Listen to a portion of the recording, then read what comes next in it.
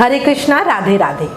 आज आपको बहुत सुंदर गोवर्धन महाराज की अन्नकूट की कहानी बताती हूँ। गोवर्धन पर्वत की कहानी या अन्नकूट की कहानी भगवान श्री कृष्ण की लीलाओं का एक हिस्सा है।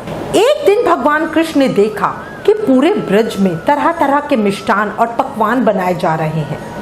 पूछने पर पता चला कि यह सब मेघ देवता इंद्र की पूजा के लिए तैयारियां हो रही हैं। इंद्र प्रसन्न होंगे तभी वर्षा होगी, गायों को चारा मिलेगा तभी वे दूध देंगी और हमारा काम चलेगा। यह सुनकर भगवान श्री कृष्ण ने इंद्र की निंदा करते हुए कहा कि पूजा उसी देवता की करनी चाहिए जो प्रत्यक्ष आकर पूजन सामग्री स्वीकार करे। इंद्र में क्या शक्ति है जो पानी बरसाकर हमारी सहायता करेगा? उससे तो शक्तिशाली यह गोवर्धन पर्वत है जो वर्षा का मूल कारण है। हमें इसकी पूजा करनी चाहिए। इस बात की धूम मचने लगी। नंद जी ने एक सभा बुलवाई और सबके सामने कृष्ण से पूछा, इंद्र की पूजा से तो दुर्भिक्ष उत्पीड़न समाप्त होगा, चौमासे के सुंदर दिन आएंगे, गोवर्धन पूजा से क्या लाभ होगा? उत्तर में श्री कृष्ण ने गोवर्धन की बहुत प्रशंसा की और उसे गोप गोपियों का एकमात्र सहारा सिद्ध कर दिया। कृष्ण की बात से समस्त ब्रजमंडल प्रभावित हुआ।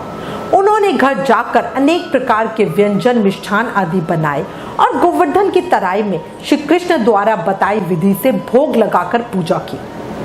भगवान की कृपा से ब्रजवासियों द्वारा अर्पित समस्त पूजन सामग्री और भोग गिरिराज ने स्वीकार करके खूब आशीर्वाद दिए। सभी लोग अपना पूजन सफल समझकर प्रसन्न हो रहे थे। तभी नारद जी इंद्र महोत्सव देखने के लिए ब्रज आए तो उन्हें पता चला कि इस बार कृष्ण के बताए अनुसार इंद्र की बजाय गोवर्धन की पूजा की जा रही है। यह सुनते ही नारद जी तुरंत इंद्र के पास पहुंचे और कहा, हे राजन, तुम तो यहाँ सुख की नींद सो रहे हो। उधर ब्रजमंडल में तुम्हारी पूजा बंद करके गोवर्धन की पूजा हो रही है। इसे इंद्र ने अपना अपमान समझा और मेघों को आज्ञा दी और कहा, गोकुल जाके प्रलयकाली मूसलाधार वर्षा से पूरा गांव तहस नहस कर दो। पर्वताकार प्रलयकाली बादल, उनकी गर्जना और मूसलाधार बारिश से ब्रजवासी घबराकर श्री कृष्ण की शरण में पहुंचे। उन्होंने पूछा, अब क्या करें? कृष्ण ने कहा, तुम गायों सहित गोवर्धन की शरण में चलो, वे जरूर तुम्हारी रक्षा करेंगे। सारे ग्वाल बाल गोवर्धन की तराई में पहुंच गए। श्री कृष्ण ने गोवर्धन को कनिष्ठ उंगली पर उठा लिया। सारे गोप कृष्ण की सहायता के लिए लाठियों से पर्वत को ऊंचा कर रहे थे। भगवान कृष्ण उनके भोलेपन पर मुस्कुरा रहे थे। सभी ब्रजवासी और गौचर 7 दिनों तक गोवर्धन पर्वत के नीचे सुखपूर्वक रहे।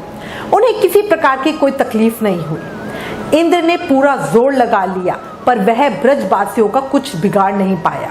भगवान की महिमा को समझकर और अपना गर्व त्याग कर वह स्वयं ब्रज में गया और भगवान श्री कृष्ण के चरणों में गिरकर अपनी मूर्खता पर पश्चाताप करने लगा।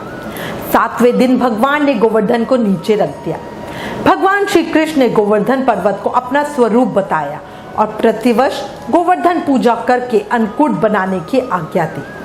तभी से यह उत्सव अन्नकूट के नाम से मनाया जाने लगा। कार्तिक व्रत में बैंगन मूली खाना निषेध है, पर अन्नकूट के अंदर बैंगन और मूली डाला जाता है, यह उस दिन मान्य है। इसे चैतन्य महाप्रभु की जीवनी में भी आप पढ़ सकते हैं। ये उस दिन मान्य होता है। बोलो श्री गोवर्धन महाराज की जय। गोवर्धन मांडू तू बड़ा, तुझसे बड़ा न कोई, सोने का तेरा चौतरा चंदन लीपा हो। बोलो गोवर्धन मांडू की जय। अगर आपको गोवर्धन महाराज की कहानी पसंद आई हो तो प्लीज इस वीडियो को ज्यादा से ज्यादा शेयर करें। Please like, share and subscribe. Thank you. Hare Krishna.